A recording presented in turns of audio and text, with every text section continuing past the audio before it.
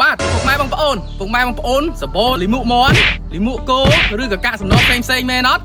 ហើយចង់ឲ្យលីមុកមន់លីមុកគោឬកាក់សំណប់ផ្សេងទៅជាជីមែនទេថ្ងៃនេះខ្ញុំសូមណែនាំពុកម៉ែបងប្អូនបាទនេះគឺជា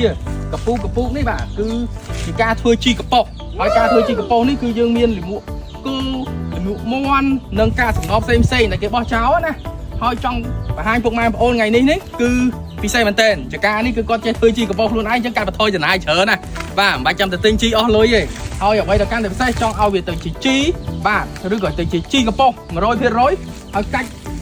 សម្រាប់មេរោគប្រសាទជាតិជួជាអាស៊ីតគឺពុកម៉ែបងប្អូនអាចសាកល្បងនៅប្រភេទម្សៅកបោ PN បានបាទហើយហេតុអីបានយើងត្រូវប្រើម្សៅកបោ PN បាទព្រោះប្រភេទម្សៅកបោ PN នេះបាទឃើញបងគាត់កំពុងអបាយហ្នឹងបាទមានន័យថាម្សៅកបោ PN នេះគឺវាជួយកាច់នៅប្រភេទកាក់សំណឬលិមួកមន់លិមួកគោហ្នឹងឲ្យទៅជាជីសម្រាប់មេរោគប្រសាទជាតិជូរជាអាស៊ីតឬក៏សារធាតុផ្សេងដែលធ្វើឲ្យប៉ះពាល់ទៅដល់ដំណាំណាឲ្យស្អាតល្អហើយវាកាច់នឹងអាចធ្វើជាជីបានហើយកពុកនេះមានន័យថាគាត់ធ្វើរយៈពេលខ្ទង់មួយខែជាងហើយខ្ញុំបង្ហាញមកពុកម៉ែបងប្អូននេះក៏ពិតគឺជាលក្ខណៈចេះ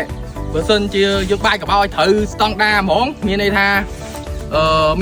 ប្រហែលជា2អាមយើងធ្វើការបាយកបោម្សាអញ្ចឹងទៅហើយក៏នោះ2-3អាមទៀតយើងបាចម្សាទៀតទៅ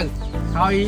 ក៏ឆ្លៀតបង្ហាញដល់ពុកម៉ែបងប្អូនហើយសម្រាប់ការធ្វើជីកប៉ុកនេះគឺអត់មានអីពិបាកទេគ្រាន់តែមានការសំណល់ផ្សេងលិមួកមន់លិមួកគោឬក៏ប្រភេទស្លឹកដំណាំដាំដុះរបស់យើងយកមកគោគ្នាហើយបាយកបោតាមស្ទាប់ទៅយើងនឹងអាចរក្សាទុកកាច់ទៅជាជីបានហើយខ្ទង់បើសិនជាការសំណល់នឹងល្អកាច់ទៅលឿនគឺត្រឹម2ខែប្រើបានឬក៏យ៉ាងយូរត្រឹម3ខែទេហើយនេះក៏ខ្ញុំបង្ហាញពីការបាចជូនពុកម៉ែបងប្អូនបន្ថែមទៀតព្រោះយើងបានបាចជាបន្តទៅហើយភាសាហើយយើងបាចឲ្យជុំអញ្ចឹងទៅបាទឲ្យស្អាតអញ្ចឹងទៅបាទយើងបងប្អូនគាត់ពុកបាចអញ្ចឹងណាសអញ្ចឹងទៅឲ្យពិសេសមែនតើកាត់បន្ថយចំណាយពុកម៉ែបងប្អូនអាចមកធ្វើរបៀបអញ្ចឹងបានហើយបន្ថែមមួយទៀតជាចំណុចចុងក្រោយបាទនេះបងចាំជួយនេះតិចនេះបន្ទាប់ពីពុកម៉ែបងប្អូនបាចហើយបាទកុំភ្លេចបាទនេះតណាអូតិចអាចពុកម៉ែបងប្អូនបាទបាយក្រោយចំណុចចុងក្រោយគឺអត់មានអីបបែបាទគឺយើងបាទអូវាអញ្ចឹងទៅបាទអូវាអាប់ទប់អញ្ចឹងទៅប្រហែលជា2ខែទៅ3ខែ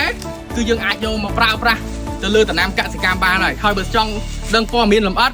ឬក៏ចង់សួរព័ត៌មានលម្អិតអាចទៅលេខទូរស័ព្ទខ្ញុំបាទផ្ទាល់09គុតបាទ72ការ៉េ1និង087 72ការ៉េ1ផងដែរ